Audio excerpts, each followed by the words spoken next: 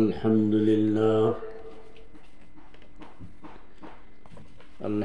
لله نحمده ونستعينه ونستغفره ونؤمن به ونتوكل عليه ونعوذ بالله من شرور أنفسنا ومن سيئات أعمالنا من يهد الله فلا مضل له ومن يضلله فلا هادي له ونشهد أن لا إله إلا الله وحده لا شريك له ونشهد أن سيدنا ونبينا وسندنا ومولانا محمدا عبده ورسوله صلى الله تعالى عليه وعلى آله وأصحابه أجمعين.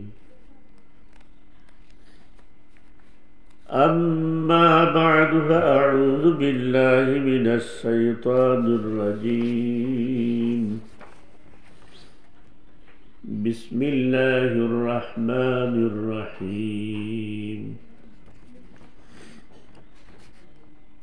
إنا أنزلناه في ليلة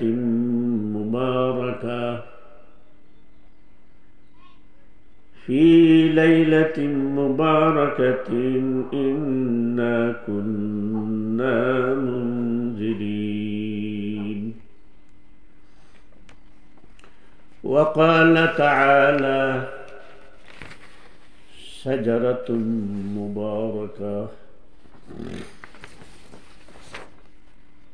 فقد ورد في الخبر عن النبي الأبر الصادق الأمين صلى الله عليه وسلم عن علي بن أبي طالب رضي الله تعالى عنه قال قال رسول الله صلى الله عليه وسلم إذا كانت ليلة النصف من شعبان فقوموا ليلها وصوموا نهارها فإن الله ينزل فيها لغروب الشمس إلى سماء الدنيا فيقول ألا من مستغفر لي فأغفر له. صدق الله العظيم وصدق رسوله النبي الكريم ونحن على ذلك من الشاهدين والشاكرين. সম্মানিত দর্শক শ্রোতা মণ্ডলী, আসসালামু আলাইকুম ওয়া রাহমাতুল্লাহি ওয়া বারাকাতুহু। জি জাযাকাল্লাহ। সুদূর কানাডা থেকে আমাদের শায়েখ তালহা ফারুকি মুবারকবাদ, আহলান সাহলান মারহাবান বিকুম। জি আব্দুল আজিজ মঞ্জুর, জাযাকাল্লাহ, বারাকাল্লাহু ফি হায়াতিক। জি খালেদ আহমদ, আপনারা যারা আমার সাথে ইতিমধ্যে অংশগ্রহণ করেছেন সবাইকে মুবারকবাদ, এবং পরবর্তীতে যারা অংশগ্রহণ করবেন এবং আমার এই লাইভ ভিডিও আইটিভি ইউটিউব চ্যানেলে দেখবেন তাদের সবাইকে আগাম শুভেচ্ছা ও মুবারকবাদ। জি মিজানুর রহমান ভাই জুবাইর আহমদ ইবনে জাবির, ওয়ালাইকুম আসসালাম ওয়া রাহমাতুল্লাহি ওয়া বারাকাতুহু। জি ইমদাদুল হক ভাই, ওয়ালাইকুম আসসালাম ওয়া রাহমাতুল্লাহি ওয়া বারাকাতুহু। জি মিজানুর রহমান চৌধুরী, হুজুর কেমন আছেন? জি ওয়ালাইকুম আসসালাম ওয়া রাহমাতুল্লাহি ওয়া বারাকাতুহু। আসসালামু আলাইকুম। জি ভালো আছি আলহামদুলিল্লাহ। আমার কথায় তো বুঝতে পারতেছেন আপনারা আমি কেমন আছি। আলহামদুলিল্লাহ। তবুও আপনাদেরকে একটু আপনাদের সাথে কথাবার্তার মাধ্যমে যোগাযোগ রক্ষা করার জন্য আপনাদের সামনে উপস্থিত। আমি নাম সবগুলা পড়তে পারতেছি না। গুলজার আহমদ মনে হয়, গুলজার আহমদ জি, ওয়ালাইকুম আসসালাম রহমতুল্লাহ জি। আমার অত্যন্ত প্রিয়জন সিলেটের কৃতি সন্তান হজরত মৌলানা হাফিজ কবি আবু সাইদ রফি সাহেব জি, ওয়ালাইকুম আসসালাম ওয়া রাহমাতুল্লাহি ওয়া বারাকাতু। পালাবেন না কিন্তু, আপনাদেরকে ভয় করে পালাবেন না। পালালে আমার ঘরেই চলে আসবেন, কারণ আমার ওখানে চতুর্দিক গিরাও করা থাকে বন্ধু বান্ধব জি। জি, ওয়ালাইকুম আসসালাম রহমতুল্লাহি ওয়া বারাকাতু। জুবাইর আহমদ ইবনে জাবের জি, আলহামদুলিল্লাহ। আমাদেরকে আলহামদুলিল্লাহ আপনাদের সামনে আসতেই হাদিয়া এসে গেছে। আলহামদুলিল্লাহ জি, বসেন। হাদিয়া এসে গেছে, আপনাদেরকেও দাওয়াত দিচ্ছি, মৌসুমি দাওয়াত জি। মিজানুর রহমান চৌধুরী হুজুর সুস্বাস্থ্যের সহিত নেক হায়াত কামনা করি, আমিন ইয়া রাব্বাল আলামিন। আপনার জন্য আল্লাহ রব্বুল আলমিনের কাছে দোয়া করি, আল্লাহ রব্বুল আলমিন আপনাকেও হায়াতে তৈবা দান করুন, স্বাস্থ্যের মধ্যে বারাকা দান করুন। যে আরো যারা পরবর্তীতে জি, রশিদ আহমদ ভাই, ওয়ালাইকুম আসসালাম রহমতুল্লাহি ওয়া বারাকাতু। আমি আসলে নাম সবগুলা দেখতে পারতেছি না, যদি ভুল হয় ক্ষমা করবেন। সবাইকে ধন্যবাদ, মুবারকবাদ, আগাম শুভেচ্ছা। যাই হোক, আরো যারা আসবেন, আমি মূলত শারীরিকভাবে খুবই দুর্বল এবং কিছু রোগ আছে যেগুলা সাধারণত কিছু বিশেষ মৌসুমে একটু বেড়ে যায়। এগুলার কোনো সাময়িক প্রতিষেধক ছাড়া এগুলা একেবারে নির্মূল হয় না, দূর হয় না। এরকম কিছু অসুবিধায় ভুগছি প্রায় মাস 3 হলো। আলহামদুলিল্লাহ, এর ভিতর দিয়ে তো আপনাদের সামনে তো আসি আলহামদুলিল্লাহ। হঠাৎ কোন দিন শুনবেন, হয়তো যদি ভাগ্যে থাকে হয়তো শুনবেন যে ইন্না লিল্লাহি ওয়া ইন্না ইলাইহি রাজিউন। আর আমার খবরই বা কে রাখবে, আর আমার ইন্না লিল্লাহ শোনার পরে সাড়াই বা কে দেবে? রব্বুল আলামিন ছাড়া কেউ জানেন না। আল্লাহ রব্বুল আলামিন যেন আমাদের সবাইকে দীর্ঘায়ু দান করেন সুস্থতার সাথে। তো আমি আজকের আমার আলোচ্য বিষয়ে ইতিপূর্বে নির্ধারিত হয়ে আছে। আপনারা জানেন শবে বরাত সম্পর্কে আজকে কিছু আলোকপাত করার ইচ্ছা, যদি আল্লাহ রাব্বুল আলামিন তৌফিক দান করেন। ওয়ামা তাওফীকি ইল্লা বিল্লাহ আলাইহি তাওয়াক্কালতু ওয়া ইলাইহি উনীব। তো সম্মানিত দর্শক শ্রোতা মণ্ডলী, আমি যে আজকে আপনাদের সামনে বলে রেখেছি, ইতিমধ্যে বিজ্ঞপ্তি দিয়েছি যে আজকের আলোচনা হবে শবে বরাত সম্পর্কে। আমি একটি আয়াত এবং একটি হাদিস আপনাদের সামনে তিলাওয়াত করেছি। আয়াতটি হচ্ছে সূরা দুখানের 3 নম্বর আয়াত। সূরা দুখানের 3 নম্বর আয়াত। এই আয়াতে আল্লাহ রাব্বুল আলামিন হামিম হরফে মুকাত্তা তানজিলুন কিতাবিম মুবিন, মনে হয় এইরকমই আয়াতটা। এই দুইটি বাক্যের পর আল্লাহ রাব্বুল আলামিন এখানে বলছেন, ইন্না আনজালনাহু ফি লাইলাতিন মুবারাকাতিন ইন্না কুন্না মুনজিরিন।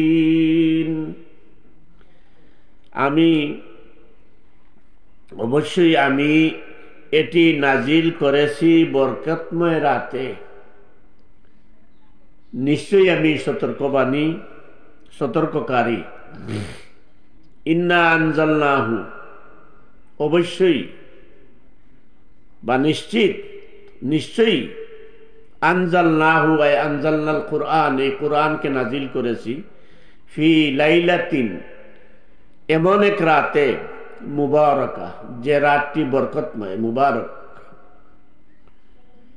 ইন্না কুন্না মুনজিরিন, ইন্না অবশ্যই, কুন্না আমি, মুনজিরিন সতর্ককারী, ভীতি প্রদর্শনকারী। এই আয়াতে আল্লাহ রাব্বুল আলামিন কোরআনে করিম নাজিলের কথা বলেছেন। এবং নাজিলের উদ্দেশ্য সম্পর্কে একটু আলোকপাত করেছেন এবং শুরুতে ইন্না বলেছেন, এর অর্থ হলো নিশ্চিত, নিশ্চয়ই, এর মধ্যে কোনো সন্দেহ নেই যে আনজালনাহু আই আনজালনাল কুরআন, এই কুরআন আমি নাজিল করেছি ফি লাইলাতিন মুবারাকা, বরকতময় একটি রজনীতে। আর নাজিল করার কারণ সম্পর্কে আল্লাহ রাব্বুল আলামিন একটু আলোকপাত করেছেন এই বলে যে ইন্না কুন্না মুনজিরিন, আমি অবশ্যই সতর্ককারী। কারণ কোনো মানুষকে, কোনো বান্দাকে আল্লাহ রাব্বুল আলামিন সতর্ক না করে শাস্তি দেন না। আল্লাহ রাব্বুল আলামিনের এটি একটি ধারাবাহিকতা, আল্লাহর একটি মৌলিক নীতি হলো কোনো জাতিকে, কোনো গোষ্ঠীকে, কোনো বান্দাকে আল্লাহ রাব্বুল আলামিন সতর্ক না করে, আগে সাবধান না করে, আগে সতর্ক না করে কাউকে শাস্তি দেন না। সুবহানাল্লাহ। এই হিসাবে আল্লাহ রাব্বুল আলামিন এখানে বলতেছেন যে এই কোরআন আমি নাজিল করেছি, নিশ্চয়ই আমিই নাজিল করেছি একটি বরকতময় রজনীতে। এখন এই যে বরকতময় রজনী, এই বরকতময় রজনী কোনটি, এ নিয়ে দুটি মত আছে। এই বরকতময় রজনী বলতে দুটি মত আছে। হযরত ইকরামা বরাতে মুফাসসিরিনে কেরামের একটি অংশ বলেছেন যে এই বরকতময় রজনী বলতে লাইলাতুল বরাত, যেটাকে আমরা তথা উপমহাদেশের অনেকগুলো দেশে শবে বরাত বলি। শব্দটি হচ্ছে ফার্সি, বরাত শব্দটি আরবিতেও ব্যবহৃত হয়, ফার্সিতেও ব্যবহৃত হয়। শবে বরাত অর্থাৎ বরকতময় রজনী, এটা উপমহাদেশ এবং পারস্য, মধ্যপ্রাচ্যের বিভিন্ন দেশে ব্যবহৃত হয়ে থাকে এবং পশ্চিমা কিছু দেশেও যেসব দেশে কি আছে মুসলমানরা বসবাস করেন সেসব দেশে এটাকে শবে বরাত বলা হয়। আর যারা আরব দেশে বসবাস করেন, আরবি ভাষাভাষী, তারা এটাকে লাইলাতুল বরাত হিসাবে জানেন, পরিচিত, তাদের কাছে লাইলাতুল বরাত হিসাবে পরিচিত। এবং আরব বিশ্বের বেশিরভাগ আহলে ইলম যারা, উলামায়ে কেরাম যারা, তাদের কাছে এই রাতটি নিসফে শাবান, লাইলাতুল মিন নিসফে শাবান, শাবানের মধ্যভাগের রজনী হিসাবেও তারা অভিহিত করেন।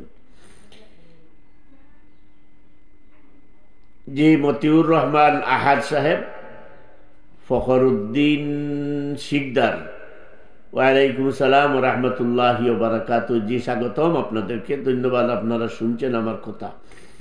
তো কথা হলো এই নাম, এই রাতের নাম শবে বরাত, লাইলাতুল বরাত, নিসফে শাবান, এই তিন নামে আমাদের বর্তমান বিশ্বে, মুসলিম বিশ্বে এটা পরিচিত।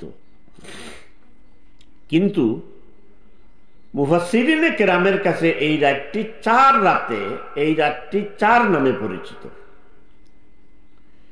আমি যে কথাটি বলতে চাই সেটা হচ্ছে, অনেক মুফাসসিরিনে কেরাম এই রাতকে শবে বরাতের মানে শাবানের 15 তারিখ রাত, 14ই দিবাগত রাত, যেটাকে আমরা শবে বরাত বা মধ্য শাবান বা লাইলাতুল বরাত বলি, এই রাত গণ্য করেন।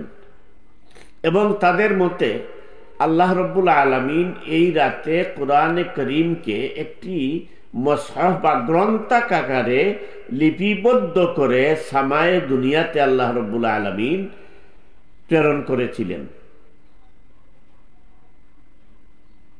আর ওখান থেকে আল্লাহ রাব্বুল আলামিন জিবরাইলে আমিনের মাধ্যমে প্রয়োজন অনুসারে হযরতে মুহাম্মদুর রাসূলুল্লাহ সাল্লাল্লাহু আলাইহি ওয়াসাল্লামের কাছে নাজিল করতেন। এটা হলো একটি মত। কিন্তু অধিকাংশ মুফাসসিরিনে কেরাম যারা প্রাচীন এবং ইমামুল মুফাসসিরিন, রইসুল মুফাসসিরিন হিসাবে যারা পরিচিত, তাদের মতে যেহেতু কোরআনে করিমের মধ্যে সুস্পষ্ট দলিল আছে যে লাইলাতুল বরাতে কোরআন নাজিল হয়েছে, এর পক্ষে কোরআনের সূরা বাকারাতে এবং সূরা কদরে আয়াত নাজিল হয়েছে, এই কথা বলে ইন্না আনজালনাহু ফি লাইলাতিল কদর, যে আমি এই কোরআনকে নাজিল করেছি লাইলাতুল কদরে। আর লাইলাতুল কদর হচ্ছে রমজানুল মুবারকে। আবার সূরা বাকারার মধ্যে আল্লাহ রাব্বুল আলামিন বলেছেন শাহরু রমাদান আল্লাযী উনজিলা ফীহিল কুরআন, রমজান এই মাস যেই মাসে আমি কোরআন নাজিল করেছি, যেই মাসে কোরআন নাজিল করা হয়েছে এই মাস হলো রমজান মাস। কুতিবা আলাইকুমুস সিয়াম, আর এই মাসে কি করা হয়েছে? তোমাদের জন্য রোজা ফরজ করা হয়েছে, সিয়াম ফরজ করা হয়েছে। সুতরাং সূরা বাকারার এই আয়াত এবং সূরা কদরের এই আয়াত যেহেতু শরীফ সুস্পষ্ট প্রমাণ করে যে কোরআনে করিম লাইলাতুল কদরে নাজিল হয়েছে, সুতরাং অধিকাংশ মুফাসসিরিনে কেরাম এটা বলে থাকেন এবং বলেছেন যে এখানে লাইলাতুল মুবারাকা এর অর্থ হচ্ছে লাইলাতুল কদর। আর কিছু মুফাসসিরিনে কেরাম বলেছেন যে লাইলাতুল মুবারাকার অর্থ হচ্ছে শাবানের মধ্য রজনী, অর্থাৎ অমাবস্যা যে পূর্ণিমার রজনী, যেটা 14ই শাবান দিবাগত রাত, ওই রাতকে বলা হয় লাইলাতুল মুবারাকা। সে যাই হোক, আমরা এটা ধরে নিতে পারি যে কোরআন নাজিল হয়েছে লাইলাতুল কদরে। তো শবে কদরের ফজিলত, শবে কদরের ফজিলত, শবে কদরে কোরআন নাজিলের ঘটনা, এটা প্রতিষ্ঠিত সত্য এবং এটাই বহুল পরিচিত। এখন প্রশ্ন রইল, মধ্য শাবান বা শবে বরাত যেটাকে আমরা পালন করি, বা যে রাতেকে আমরা শবে বরাত বা লাইলাতুল বরাত বা নিসফু মিন শাবান বলি, এটা যে শাবানের মধ্য রজনী এ সম্পর্কে হাদিস রয়েছে। আমি এই হাদিসটি আপনাদের সামনে পড়েছি এবং এরকম আরো অনেকগুলো হাদিস আছে। সবগুলোর আলোচনা এখানে করা সম্ভব নয় এবং সবগুলোর বাবার্থ, সবগুলোর উদ্দেশ্যও কিন্তু একটাই। এই হাদিসটি হযরত আলী রাদিয়াল্লাহু তাআলা আনহু থেকে বর্ণিত। হযরত আলী রাদিয়াল্লাহু তাআলা আনহু বলেন, ক্বালা রাসূলুল্লাহি সাল্লাল্লাহু আলাইহি ওয়াসাল্লাম ইযা কানাত লাইলাতুন নিসফি মিন শাবান, আল্লাহ রাসূল সাল্লাল্লাহু আলাইহি ওয়াসাল্লাম বলেছেন, যখন তোমাদের মধ্যে কি হয়, শাবানের মধ্যম রজনী আসে, ফাকুমু লাইলাহা ওয়া সুমু নাহারাহা, তখন তোমরা কি করো? রাতে জাগ্রত থাকো, রাতে কিয়াম করো, ওয়া সুমু নাহারাহা, এবং দিনের বেলা তোমরা রোজা রাখো, সিয়াম পালন করো।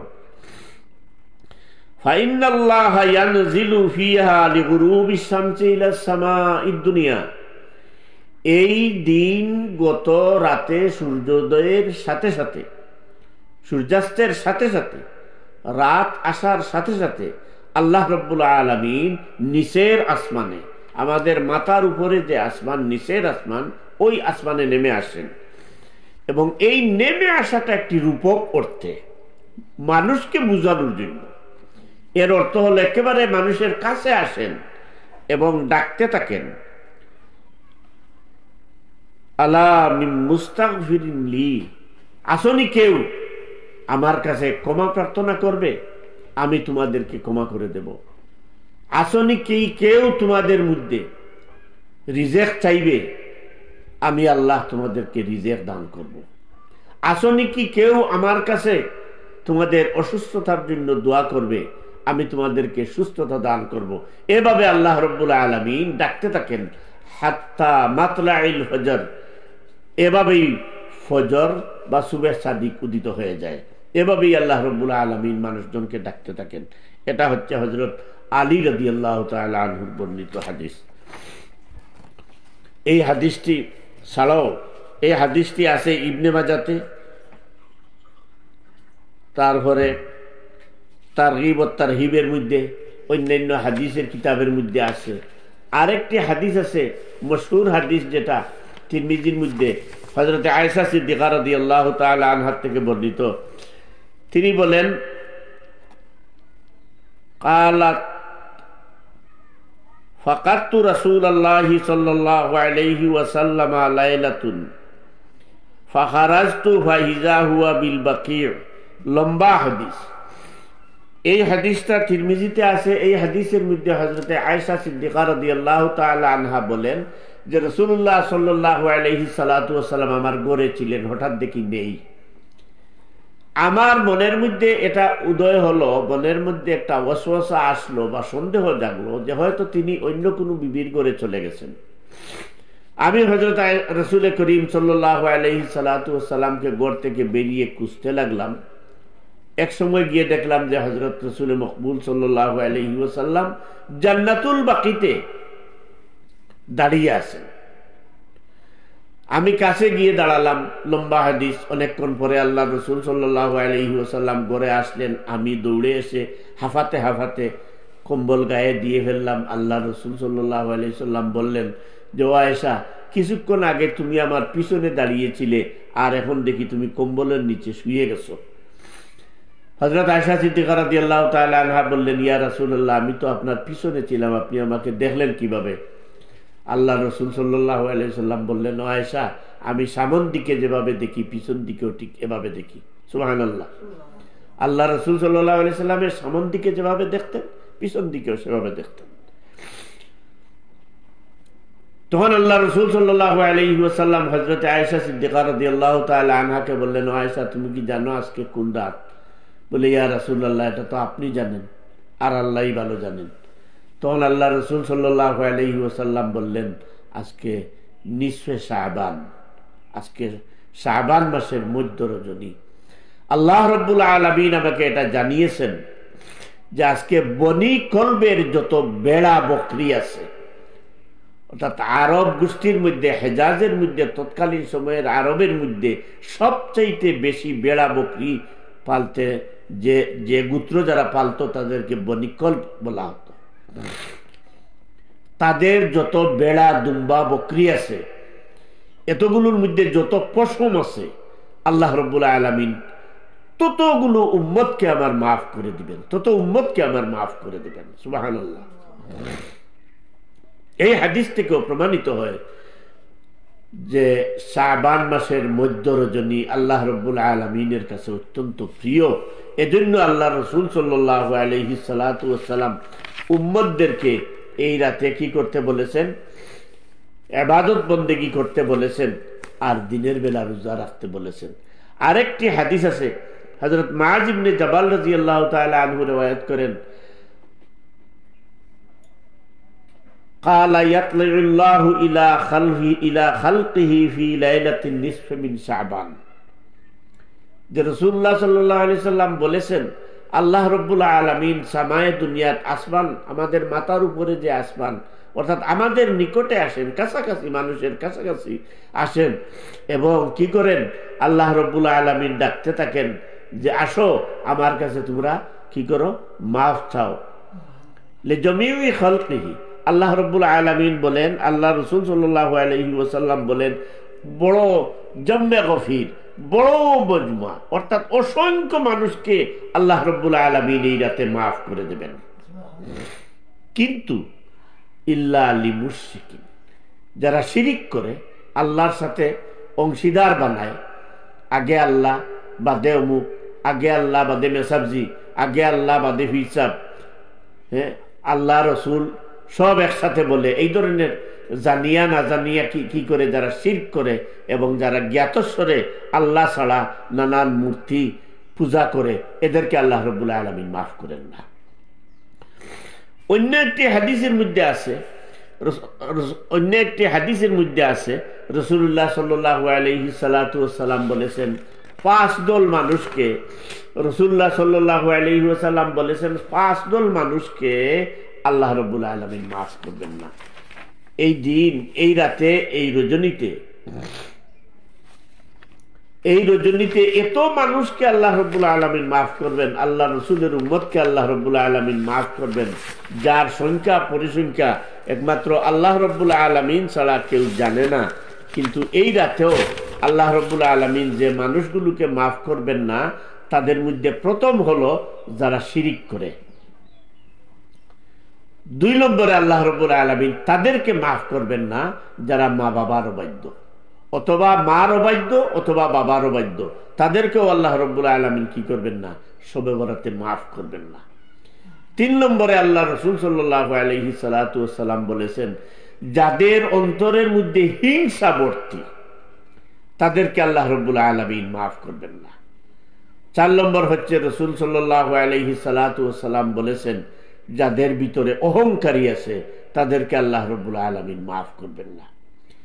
আর 5 নম্বর হচ্ছে আল্লাহ রাসূল সাল্লাল্লাহু আলাইহি সাল্লাতু ওয়াসাল্লাম বলেছেন, এই হতভাগাদেরকে আল্লাহ মাফ করবেন না যারা সব সময় হামেশা সব সময় সর্বদা ইচ্ছাকৃতভাবে টাহনুর নিচে, পায়ের গন্টার নিচে যারা লুঙ্গি পাজামা প্যান্ট পরে যারা, তাদেরকে আল্লাহ রাব্বুল আলামিন মাফ করবেন না। আযাল্লাহু মিন যালিক, আল্লাহ রাব্বুল আলামিন আমাদেরকে এই বদআমলি থেকে মাফ করুন।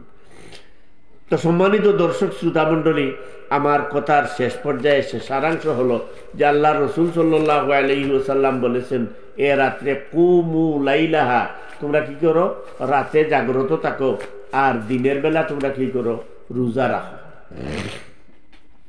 রাতে কিভাবে জাগ্রত থাকবেন? আল্লাহ রাসূল সাল্লাল্লাহু আলাইহি ওয়াসাল্লাম হামেশার জন্য, সর্বদার জন্য বলেছেন যে তোমরা কি করো, আফজালুল ইবাদাতি তিলাওয়াতুল কুরআন, ফরজ নামাজের পরে সবচাইতে বেশি গুরুত্বপূর্ণ ইবাদত হলো তিলাওয়াতে কুরআন। তোমরা তিলাওয়াত করবে, তারপরে কি করবে, ওয়াসাল্লু, নামাজ পড়বে। নামাজ সেটা নফল নামাজ পড়বে, তাহিয়াতুল ওযু, দুখুলুল মসজিদ নামাজ পড়বে, যা জানো এগুলা পড়বে। 3 নম্বর হচ্ছে জিকির করো। জিকির কি? সুবহানাল্লাহ, আলহামদুলিল্লাহ, লা ইলাহা ইল্লাল্লাহু, আল্লাহু আকবার, এই জিকিরগুলা আদায় করবেন, তসবিহগুলো আদায় করবেন। তো আল্লাহ রাব্বুল আলামিনের হাবিব মুহাম্মদুর রাসূলুল্লাহ সাল্লাল্লাহু আলাইহি সাল্লাতু ওয়াসাল্লাম এই রজনীর অথবা কিয়ামুল লাইলের আমলগুলো বলে দিলেন কি, যে নামাজ, তিলাওয়াতে কুরআন, জিকির, ইস্তেগফার, এইগুলোর মধ্যে যদি কেউ কিছুও না জানে, অন্ততপক্ষে যদি কিবলামুখী হয়ে তার নিজের বাসায় যদি বলে, হে পরবর্তীকারে আলম, জীবনে যা গুনাহ করেছি, ছোট বড়, সগীরা কবিরা, জাহিরা বাতিরা, এই গুনাহগুলো আমার মাফ করে দাও। আল্লাহ বাংলা বুঝেন। কি বলেন আপনারা, বাংলা কি বুঝেন না? আল্লাহ বাংলা বুঝেন। বাংলা ভাষায় আপনি আল্লাহ রাব্বুল আলামিনের কাছে বলবেন যে, হে আল্লাহ, আমাকে মাফ করে দাও, আমার মা বাপকে মাফ করে দাও, আমার খানদানের মধ্যে গানদেরকে মাফ করে দাও। আল্লাহ রাব্বুল আলামিন আপনার দোয়া কবুল করবেন। জি হযরত মাওলানা আব্দুল বাসিত সাহেব, আলহামদুলিল্লাহ, দাঈল্লাহ, অত্যন্ত বরকতময় ওয়াইজ, আপনি সুললিত কণ্ঠের অধিকারী হযরত মাওলানা আব্দুল বাসিত সাহেব, আপনাকেও মুবারকবাদ। আমাকে ভুলে গেছেন, আমি আপনার জন্য দোয়া করি, আপনিও আমার জন্য দোয়া করবেন। আবু সাইদ রফি সাহেবের মতো আপনিও ভুলে গেছেন, দোয়া করি, আমার জন্য দোয়া করবেন। জি আলহামদুলিল্লাহ, আলোচনাগুলো আপনারা মসজিদে করবেন, এটা সাধারণ মানুষ জানবে। আমাদের তো আম প্লেসে গিয়ে, ময়দানে গিয়ে মাহফিল করার সুযোগ নেই, স্বাস্থ্যগত সক্ষমতাও নেই, আমরা ঘরে বসে এই দাওয়াতগুলো মানুষের কাছে পৌঁছাই। যাই হোক, তো কি করবেন, কুমুল লাইলাহা, এর অর্থ হলো যে আপনি রাত্রে জাগ্রত থাকবেন। কি কারণে, কেমনে জাগ্রত থাকবেন? নফল নামাজ পড়বেন, তারপর তিলাওয়াত করবেন, জিকির আজকার করবেন, তওবা ইস্তেগফার করবেন। এর মাধ্যমেই আপনার রাত্রি অতিবাহিত হবে। আপনি তাহাজ্জুদ পড়তে পারেন, আপনি দুখুলুল মসজিদ পড়তে পারেন, নফল নামাজ পড়তে পারেন। সবচাইতে উত্তম হবে ওই রাত্রে যদি আপনি উজাগরি করেন, জাগ্রত থাকেন, তাহলে আপনার জন্য ওমর কাজার নামাজ পড়া। আমাদের উলামায়ে কেরাম বলে থাকেন যে আপনি সারা রাত্রে যদি আপনি 50 ওয়াক্ত নামাজ আপনি পড়তে পারেন, 50 ওয়াক্ত ওমর কাজার নামাজ যদি পড়তে পারেন, তাহলে আপনার জীবনে আপনি কি করলেন, মাত্র 10 দিনের উমর কাজা করলেন। উমর কাজার অর্থ হচ্ছে যে আপনার জীবনে যত ফরজ নামাজ, যত ফজরের নামাজ কজা হয়েছে, আপনি বলবেন যে আমার জীবনে যত ফজরের নামাজ কজা হয়েছে, এর মধ্যে থেকে আমি 1 ওয়াক্তের 2 রাকাত ফরজ নামাজ পড়তেছি, আল্লাহু আকবার বলে আপনি তাহরিমা বাঁধবেন। তারপরে আপনি জোহরের নামাজ পড়বেন, তারপরে আপনি আসরের পড়বেন, তারপরে আপনি মাগরিবের পড়বেন, তারপরে এশার পড়বেন, আবার আপনি আসবেন ফজরে, আবার ফজর পড়বেন, জোহর পড়বেন, আসর পড়বেন, মাগরিব পড়বেন, এশা পড়বেন।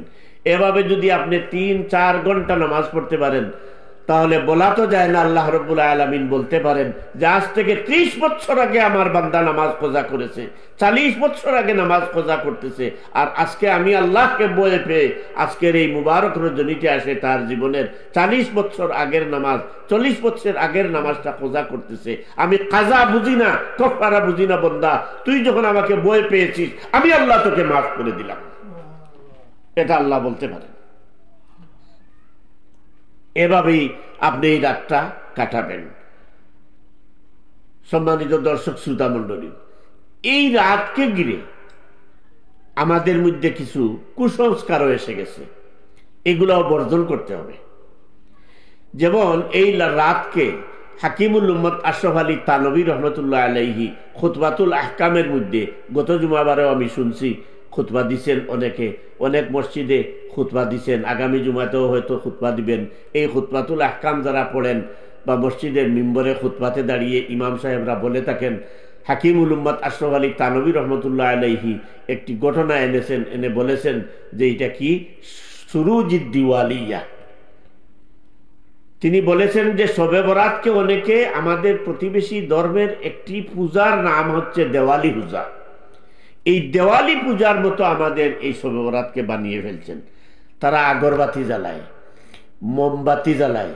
আমরাও ছোটবেলা শুনেছি কি দরজার সামনে 2টা মোমবাতি জ্বালিয়ে রাখলে মুর্দেগানরা রাস্তা দেখিয়ে আসে।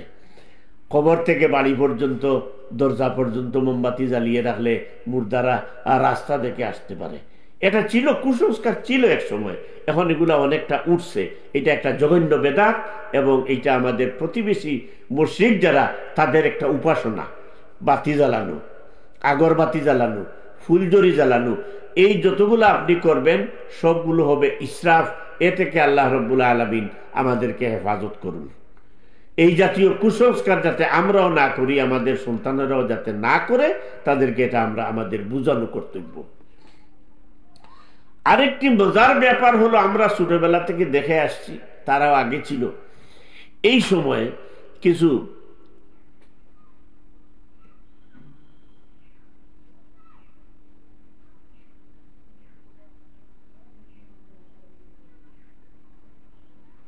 জি জনাব মোহাম্মদ আব্দুল কাইয়ুম সাহেব, আলহামদুলিল্লাহ আপনাদের দোয়ায় আমি এইভাবেই আমার জীবন যাচ্ছে। আপনার এই আন্তরিকতার জন্য এবং আন্তরিকভাবে আল্লাহ রাব্বুল আলামিনের কাছে কায়ামানুবাক্যে দোয়া করছেন আমার সুস্থতার জন্য।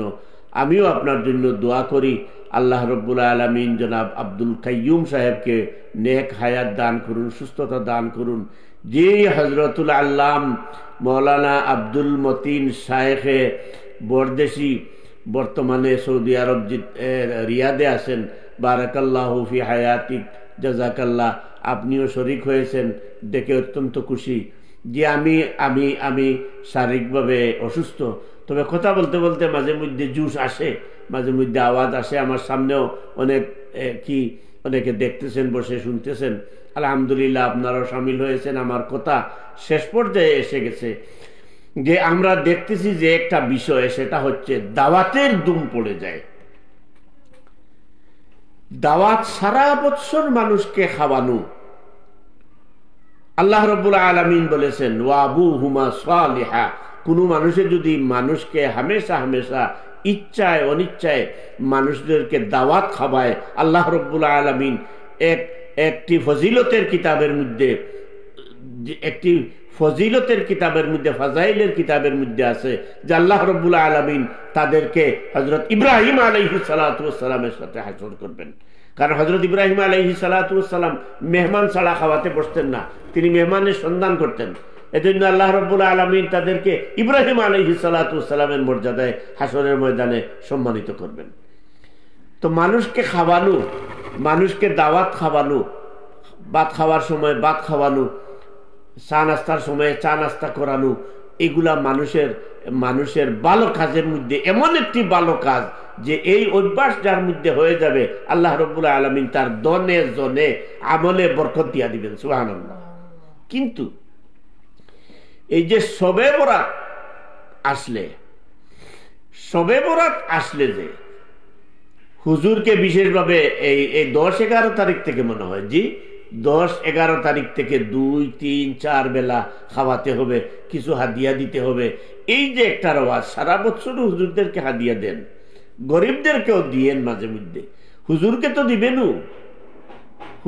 দিবেনই।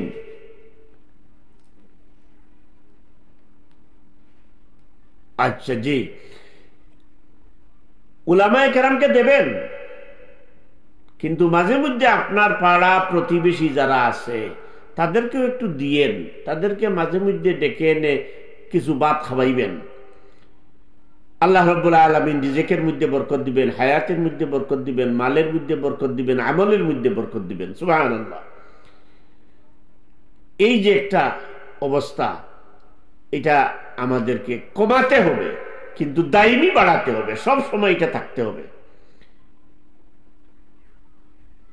আর বিশেষভাবে এই রাত্রে যারা শবে বরাতের পিঠা, যে কি বাত্তির পিঠা, শবে বরাতের পিঠা, শবে বরাতের হালুয়া, এগুলা কুসংস্কার, এগুলা বাদ দিতে হবে। জি হযরত আবু সাইদ রফি সাহেব মাদাজিল্লাহুল আলী মতি মাদানি, উনি এটাকে নিয়ে তুচ্ছ-তাচ্ছিল্য করবে। আমার তো মনে হয় উনি উনার বাপকে নিয়ে তুচ্ছ-তাচ্ছিল্য করবে। কোন দিন বলে ফেলে কলিমার মধ্যেও বেজাল আছে, তুচ্ছ-তাচ্ছিল্য করবে। এই যে তুচ্ছ-তাচ্ছিল্য যারা করে, তারা নিজেদেরকে কি ভাবে আমি এটা বুঝতে পারি না। যেখানে মানুষকে বুঝিয়ে সুজিয়ে মসজিদে নেওয়ার দায়িত্ব, আল্লাহমুখী করার দায়িত্ব উলামায়ে কেরামের। সারা বছরে যদি একটা দিনও মানুষ মসজিদে যায়, আল্লাহর কুদরতি পায়ে যদি পড়ে, অসুবিধাটা কি? আপনি তুচ্ছ-তাচ্ছিল্য করবেন কেন? আমি তো বললাম, এই যে ফুলঝুরি জ্বালানো, আগরবাতি জ্বালানো, সিরনি করা, হালুয়া করা, রুটি করা, বাড়ির থেকে লাল শালু পরে অথবা মাথায় পাগড়ি বেঁধে শাহজালাল সাহেবের মাজারে, অমুকের মাজারে, তমুকের মাজারে, শুধু মাজারে মাজারে ঘুরলেন, নামাজ নাই, রোজার কোনো খবর নাই, মা বাবার সাথে সৎ ব্যবহার নাই, পরিবারের সাথে সৎ ব্যবহার নাই, প্রতিবেশীর সাথে সৎ ব্যবহার নাই, মানুষের সাথে সৎ ব্যবহার নাই, মুআমালাতের মধ্যে আপনার কি নাই, স্বচ্ছতা নেই, অনেক কিছুই তো আছে। কিন্তু আল্লাহ চাইলে তো বান্দার একবার সুবহানাল্লাহকে কবুল করলে তার জন্য জান্নাত ওয়াজিব করে দিতে পারেন। আপনি তুচ্ছ-তাচ্ছিল্য করার কে রে ভাই? আপনি বড় হুজুর, আপনি দেওবন্দি, আপনি কাসিমি, আপনি আজহারি, আপনি কি মদিনা ইউনিভার্সিটির, আপনি শেখ সাহেব, আপনি পীর সাহেব, হ্যাঁ হইতে পারেন, কিন্তু আল্লাহ রাব্বুল আলামিনের কাছে হয়তো আপনি কিছুই না। আর একজন মানুষ নামাজ পড়ে না, রোজা রাখে না, ভালো আমল করতে পারে না, কিন্তু এমনও তো হইতে পারে এই শবে বরাতে, এই রাতে যদি গিয়েছে আল্লাহর কাছে এক ফুটা চোখের পানি ফেলে বলে দিতে পারে যে হে আল্লাহ, সারা জীবন তো আমাকে রাখলে, খাবাইলে, আমাকে জাহান্নামে দিয়ে তোমার কি হবে? আল্লাহ রাব্বুল আলামিন তো তার এই আহাজারি কবুল করে ফেলতে পারে। তাহলে আপনি বাধা দেওয়ার কে? তুচ্ছ-তাচ্ছিল্য করার কে? হ্যাঁ, মসজিদে জমায়েত হয়ে হই হুল্লোড় করা, এগুলাকে আমরা অপছন্দ করি। কিছু কিছু উলামায়ে কেরাম আছেন সারা রাত্র ওয়াজ করেন, ওখানে ওয়াজ করেন, ওখানে ওয়াজ করেন, ওখানে ওয়াজ করেন, কিন্তু তিনি আবার বলেন না সারা রাত্র মসজিদে থেকো না। আপনি সারা রাত্র ওয়াজ করবেন এই মসজিদে ওই মসজিদে, কিন্তু ওই মসজিদে বলে যাবেন না। আমি বলি বাড়িতে আসলে কিছু করবে না, বাড়িতে আসলে ক্যারেম বোর্ড খেলাবে, ব্যাডমিন্টন খেলাবে, লুডো খেলাবে, কি যেন আরো, হয়তো বা তাস খেলাতেও লেগে যেতে পারে, হয়তো ভিডিও দেখে সারা রাত গেম খেলা লাগতে, গেম খেলতে পারে। এইসব থেকে যদি সে অন্তত মসজিদের গড়খানে বসে আল্লাহর কুদরতি কদমে একটি সেজদা দেয়, হয়তো তার জীবন পাল্টেও তো যেতে পারে। সম্ভব কিনা? সম্ভব। আপনি কেন তুচ্ছ-তাচ্ছিল্য করবেন? এজন্য আমি বলি, যারা তুচ্ছ-তাচ্ছিল্য করেন, আমি আল্লাহর ওয়াস্তে তাদের সাথে নই। আমি তাদের সাথে, যারা সারা বছর নামাজ পড়ে না, কিন্তু রমজান মাস আসলে অন্তত পক্ষে এটা বই করে যে আমার আল্লাহ বুঝিন এই মাসে আমাদেরকে দয়া করবেন, আমি তাদের সাথে। আর যারা নিজেদেরকে একটু বেশি আবিদ ভাবেন, শায়েখ ভাবেন, পীর ভাবেন, বুজুর্গ ভাবেন, এমনকি জান্নাতীও ভেবে ফেলেন, আমি জনাব আবু সাইদ রফি সাহেব, আপনি তো জানেন আমি তাদের সাথী না, আমি সাধারণ একজন মানুষ। আমি এটা জানি যে আল্লাহ একজন কৃষককে মিনিটের ভিতরে মাফ করে দিতে পারেন, সারা জীবনের পাপীকে আল্লাহ রাব্বুল আলামিন মাফ করে দিতে পারেন। আপনার আমার মতো লেবাসদারি হাজার হাজার শায়েখ মুশায়েখ আল্লামাদেরকে আল্লাহ কুদরতের পায়ে লাঠি মেরে দূর করে দিতে পারেন। যে এটা তো তোর ব্যবসা, তোকে মানুষ পীর বলবে, তোকে মানুষ আলিম বলবে, তোকে মানুষ কামিল বলবে, ওলি বলবে, এই জন্য তুই এসব খরচ, তোকে মানুষ মৌলানা বলবে। কিন্তু একজন সাধারণ মুসল্লি, তাকে কেউ কিছু বলে না, তামসা করে নিয়ে, তাকে নিয়ে রং তামাশা করে, তাকে নিয়ে টিটকারি করে, কিন্তু আল্লাহর কুদরতি পায়ে যে সময় সে সেজদা দিয়ে বলবে, ও আল্লাহ, আমি তো মানুষের কাছে একজন তামাশার মানুষ, তোমার কাছেও একবার তা আমাকে তামাশার বানিয়ে দাও, হয়তো মুহূর্তে তার জীবন পাল্টে যেতে পারে। আমি এই দলের মানুষ। তো মতি মাদানী সাহেব তো ভাই বলে লাভ নাই, উনি আমার মনে হয় জান্নাতের সার্টিফিকেট অনেক আগে পেয়ে গেছেন, এজন্য সবাইকে উনি তুচ্ছ-তাচ্ছিল্য করেন। জি জি, শরীফ মোহাম্মদ আব্দুল্লাহ ভাই, জি মাশাআল্লাহ, নেক হায়াত দরাজ কামনা করছি, আপনারও নেক হায়াত দরাজ কামনা করি। বারাকাল্লাহু ফি হায়াতিক। আমার আলোচনা এখানে এসেই প্রায় আমি শেষ করে দিচ্ছি। শবে বরাতের করণীয় হলো, যদি সম্ভব হয় রাতের বেলা কোরআন তিলাওয়াত করবেন, নফল নামাজ পড়বেন, জিকির আজকার করবেন, অন্যের হকগুলা আদায় করার চেষ্টা করবেন। মা বাবার সাথে সদ্ব্যবহার যদি না করেন, মা বাবার সাথে সদ্ব্যবহার করে আল্লাহর কুদরতের কাছে আল্লাহর রহমতের হাত বাড়াবেন। মা বাপকে অবাধ্য রেখে, মা বাপকে অসন্তুষ্ট করে আপনি যত বড় পীর হন, বুজুর্গ হন, শবে বরাতে শবে কদরেও আপনি ক্ষমা পাবেন না। আর যাদের ভিতরে হিংসার খনি আছে, মনে রাখবেন, যাদের ভিতরে হিংসার খনি আছে, অহংকারের খনি আছে, আল্লাহ রাব্বুল আলামিন তাদেরকেও ক্ষমা করবেন না। আপনারাও হিংসা বিদ্বেষ ঝেড়ে ফেলে আল্লাহ রাব্বুল আলামিনের কাছে যেন আমরা ক্ষমা চাইতে পারি। কি বলবো সম্মানিত দর্শক শ্রোতা মণ্ডলী, সবচাইতে বেশি হিংসা বিদ্বেষে অহংকারে ভুগতেছি বর্তমান জমানার আমাদের মতো কিছু লেবাসদারি উলামায়ে কেরাম। আমি সবার কাছে বিনয়ের সাথে বলি, উলামায়ে কেরাম আপনারা জাতির রাহবর, আপনাদের মধ্যে থেকে অহংকারী দূর হবে, আপনাদের মধ্যে থেকে হিংসা দূর হবে, বিনয়ী হবেন এবং পরস্পরের মধ্যে মিল মোহব্বত সৃষ্টি করে কলুষতা দূর করবেন এবং বিভেদ বিভাজন সৃষ্টির যত প্রয়াস অপপ্রয়াস আছে এগুলাকে এই রাতে জেড়ে ফেলে সৌভ্রাতৃত্ব প্রতিষ্ঠার চেষ্টায় আল্লাহ রাব্বুল আলামিনের কাছে তওবা করবেন। আস্তাগফিরুল্লাহ, ইন্নাল্লাহা গফুরুর রহিম। আল্লাহ রাব্বুল আলামিন যেন এই দিন আমাদেরকে মাসুম বাচ্চাদের মতো নিষ্পাপ হিসাবে মসজিদ থেকে বের করেন, সূর্যের আলো যেন সেদিন আমাদেরকে নিষ্পাপ হিসাবে দেখান। সম্মানিত দর্শক শ্রোতা মণ্ডলী, আমি নিজেও আসলে বলতে পারতেছি না যে আমার শরীরের অবস্থা কেমন। কথার মধ্যে যদি ভুল ভ্রান্তি হয়ে যায়, ইচ্ছাকৃত অনিচ্ছাকৃত, মেহেরবানি করে মাফ করে দিবেন, মাফ করে দেবেন। আমিও আপনাদের কাছে মাফ চাই, আমার জন্য আল্লাহ রাব্বুল আলামিনের কাছে ক্ষমা চাইবেন, আমার ভুল ভ্রান্তিগুলো মাফ করবেন। ওয়া আখিরু দাওয়ানা আনিল হামদুলিল্লাহি রাব্বিল আলামিন। আসসালামু আলাইকুম ওয়া রাহমাতুল্লাহি ওয়া বারাকাতুহু।